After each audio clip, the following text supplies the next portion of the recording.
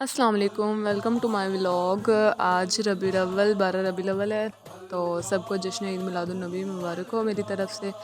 रबीउल अव्वल वाले दिन माशाल्लाह हमारे घर सारा दिन रश लगा रहता है, न्याज सारा दिन चलती है। सबसे पहले तो हमने मतलब लेट उठे थे क्योंकि रात को भी तैयारी करते रहे तो लेट सोए थे, जिस वजह से आँख नहीं खुली।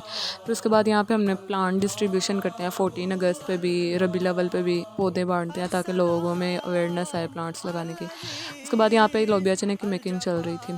अब आ जाते हैं ईद मिलादुन्नबी की तरफ।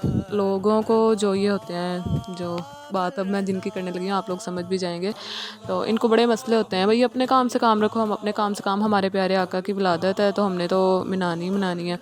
तो आप लोगों का मकसद ही नहीं कोई बनता कि हमें आके रोकें या जो भी, ठीक है ना।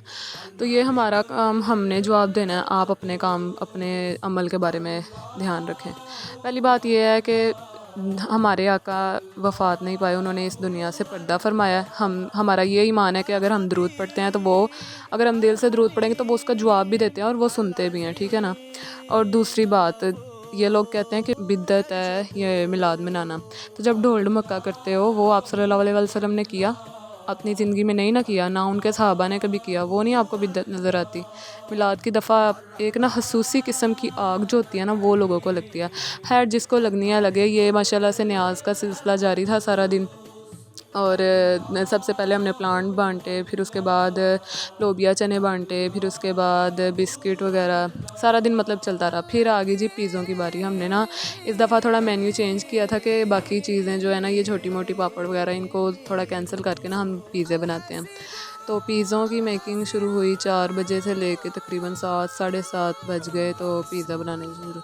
यहाँ जी हम पिज़्ज़ों की मेकिंग के लिए सबसे पहले डो को बनाया गया, 3-4 घंटे पहले ही बना के रख दिया था। फिर यहाँ पे पिज़्ज़ों की मेकिंग प्रॉपर्ली स्टार्ट हो चुकी थी।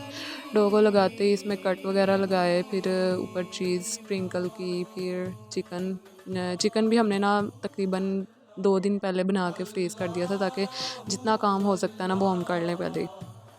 अच्छा जी, मेरी वीडियोस जो हैं उनको लाइक कर दिया करें और सब्सक्राइब भी कर दें जिन्होंने अभी तक चैनल को सब्सक्राइब नहीं किया। और दूसरी बात यह है कि मुझे वॉच टाइम भी दिया करें, पूरी वीडियोस देखा करें लास्ट तक।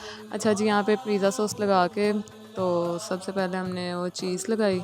चीज़ लगाने के बाद यहाँ पे चिकन क्यूब्स सॉरी कह रही हूँ, चिकन के पीसेस जो हमने बना के फ्रीज़ किया हुआ था वो लगाए। उसके बाद दोबारा से बाकी वेजिटेबल्स वगैरह लगा के यहाँ पे हमने पिज़्ज़े सारे बेक होने रख दिए।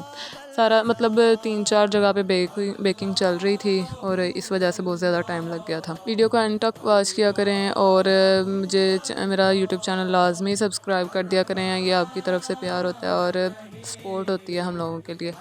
और काइंडली मेरे फटाफट से 1K करवा दें। और मेरे जो वीकली व्लॉग होते हैं ना, उन पे भी व्यूज़ दिया करें ताकि मैं डेली व्लॉगिंग पे भी आऊँ। बेसिकली मुझे डेली व्लॉगिंग से शुरू करना चाहिए था, लेकिन मुझे डेली रूटीन में मुझे इतना टाइम नहीं मिलता कि मैं अपनी जो है डेली व्लॉगिंग शुरू करूँ।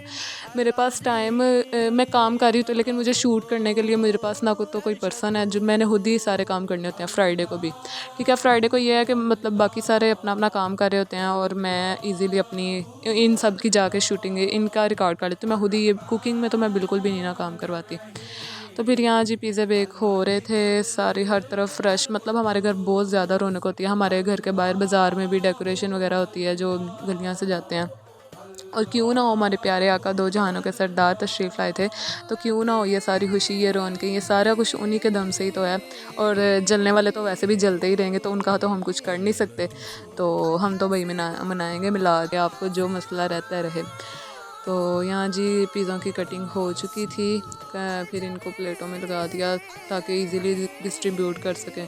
पिज़्ज़ा बांटने में भी टाइम था तो बच्चों का रश इतना हो गया था, फिर हमने पहले ये तकसीम कर दिया। फिर उसके बाद जी इतना रश हो गया बाहर जिसका कोई हिसाब नहीं, क्योंकि हम बच्चों को पहले ही बता दिया था कि इस टाइम पे पिज़्ज़ा बांटना है तो तुम लोग ना सब आ जाना। तो इस कदर रश हो गया था बाहर जिसका कोई हिसाब नहीं। ये मेरे कज़न आए हुए थे बहरिया टाउन इस्लामाबाद से, ये स्पेशली इस रौनक को देखने और ये सारा कुछ देखने आते हैं। इनको बहुत ज़्यादा इनका यहाँ पे दिल लगता है और ये हर रबीउल अव्वल यहाँ ही सेलिब्रेट करते हैं। ये एक बच्चा था जो रश से तंग एक साइड पे खड़ा हो गया था। फिर हमने ये बोतल वगैरह डालना शुरू की ताकि बच्चों को दे सकें पिज़्ज़े के साथ। यहाँ पे बहुत ज़्यादा रश लग चुका था, बारी बारी आ रहे थे, उनको बिठा के खिलाया भी कुछ को, क्योंकि रश बहुत हो गया था, कुछ बैठ रहे थे, कुछ लेके जाते जा रहे थे। फिर ये हमारी लास्ट वाली जो न्याज थी वो हमने बांटी। फिर उसके बाद जी ये इस सब से फ़ारग होने के बाद इतना थक चुके थे, लेकिन फिर बाबा के फ्रेंड की कॉल आ के हमारी तरफ भी चक्कर लगाए। फिर उधर हम थोड़ी देर गए, वहाँ थोड़ी पहाड़ियाँ देखी और फिर वहाँ से हम वापस आए और आके इतना थक हार गए थे कि मैं लास्ट क्लिप भी नहीं एडिट कर सकी। Thank you for watching. अल्लाह हाफिज़। वीडियो अच्छी लगी हो तो लाइक कर देना। Bye bye.